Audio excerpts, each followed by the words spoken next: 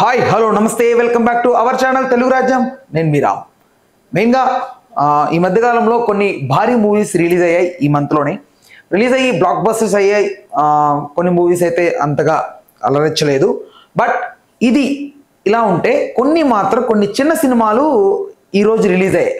అందులో మెయిన్గా ఈ మూవీ దీని గురించి మాట్లాడుకోవాలి. ఈరోజు డార్లింగ్ రిలీజ్ అయింది అండ్ పేక మెడల్ అనే ఒక మూవీ రిలీజ్ అయింది.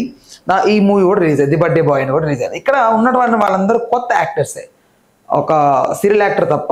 రైట్, ఇతను సో విరూపాక్షలో ఉంటాడు కదా, సో ఆయన మెయిన్గా కనపడతాడు మనకు.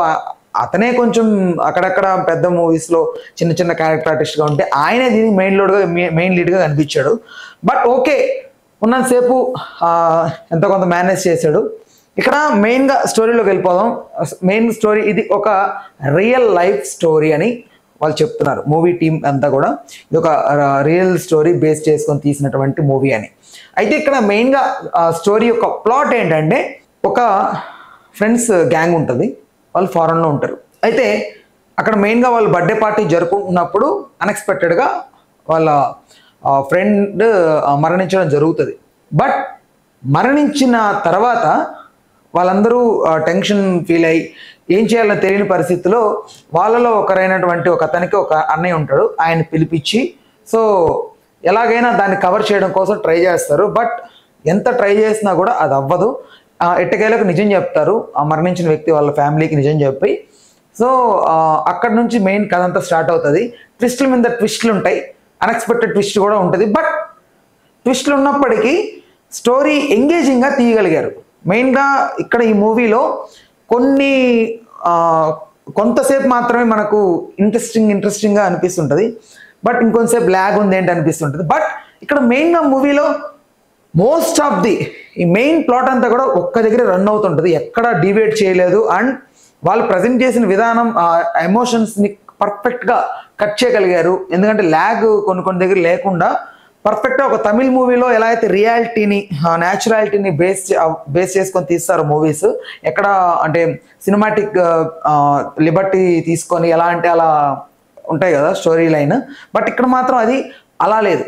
చాలా న్యాచురల్గా, చాలా క్లియర్గా, అంటే మనకు కనెక్ట్ అయ్యేలాగా స్టోరీ చాలా పద్ధతిగా ప్లాన్ చేసి మూవీని అయితే తీశారు. అండ్ మనకు మూవీ మొత్తం మీద ఒక 8 ఫేసెస్ మాత్రం కనపడతాయి ఓవరాల్గా. అదేంటి 8 ఫేసెస్ అంటే అంతే, గ్యాంగ్ ఒక 4, ఇంకొక అతను, ఇంకొక వాళ్ళ బావ ఒకడు, 6, ఇంకొక 2, మొత్తం 8 ఫేసెస్తోనే మొత్తం మూవీ అంతా రన్ అవుతుంది మెయిన్ ప్లాట్లో. అంటే ఓన్లీ ఒక ఇంట్లోనే ఒక 2 అవర్స్ ఆ మూవీ తీయడం జరిగింది. బట్ ఎంత షార్ట్ అంటే ఎక్కువ బడ్జెట్ లేకుండా లో బడ్జెట్లో ఉన్న కొత్త యాక్టర్స్ని తీసుకొని క్రియేట్ చేస్తారు ఆ మూవీని. అయితే మెయిన్గా ఆ మూవీలో నాకు అనిపించినంత మాత్రం ఆ న్యాచురల్ పర్ఫార్మెన్సెస్ కానీ ఎమోషన్స్ కానీ చాలా క్లియర్గా ఆడియన్స్కి కనెక్ట్ అయ్యేలాగా తీశారని అయితే నాకు అనిపించింది. అండ్ మ్యూజిక్ ఇవంతా పెద్దగా మనం మాట్లాడుకోవాల్సిన లేదు, ఎందుకంటే అంత ఇన్డెప్త్గా మూవీ అయితే ఏమనిపించలేదు. బట్ ఓకేగా అనిపించింది. ఖచ్చితంగా మీరు మూవీ చూడండి, మీకు నచ్చితేనే కామెంట్ సెక్షన్లో తప్పనిసరిగా ఈ మూవీ ఎలా ఉందో అండ్ వీళ్ళ పర్ఫార్మెన్స్ ఎలా అనిపించాయో కామెంట్ సెక్షన్ అయితే తెలియజేయండి. ట్విస్ట్ అయితే ఖచ్చితంగా మీరు ఎక్స్పీరియన్స్ చేయండి, థియేటర్లోనే చాలా బాగా అనిపిస్తుంది. అండ్ ఈ మధ్యకాలంలో చిన్న సినిమాలు వచ్చాయి, ఈరోజు రిలీజ్ అయిన ఈ 3 సినిమాల్లో మీకు ఏది బాగా నచ్చిందో ఖచ్చితంగా కామెంట్ సెక్షన్లో అయితే చెప్పండి. మరిన్ని వీడియోస్ కోసం, మరిన్ని అప్డేట్స్ కోసం అయితే మన ఛానల్ అయితే సబ్స్క్రైబ్ చేసుకొని చూస్తున్నానండి తెలుగు రాజ్యం. నేను మీరా. Please do subscribe to Telugu Rajyam channel. Please do subscribe to Telugu Rajyam channel. Please do subscribe to Telugu Rajyam channel. Hi అండి, నేను మీ ఆర్పీని, నెల్లూరు పెద్దారెడ్డి చేపల పులుసు ఓనర్ని.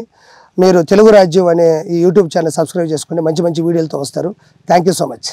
Hi people, I'm Sonakshi Verma and you please watch Telugu Rajyam and please subscribe to the channel.